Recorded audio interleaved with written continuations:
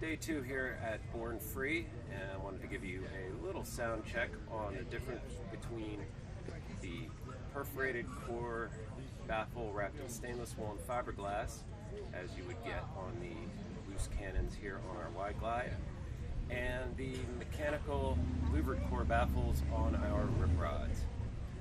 So here we have a loose cannon with the perforated core. Stainless wool fiberglass wrap gives you a nice deep sound on a total stock bike other than the slip-ons.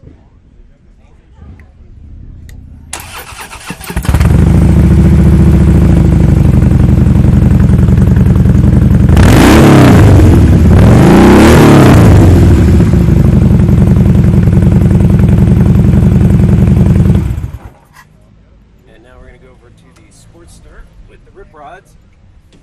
And you can see the completely different type of sound you're going to get from a mechanical louvered core baffle.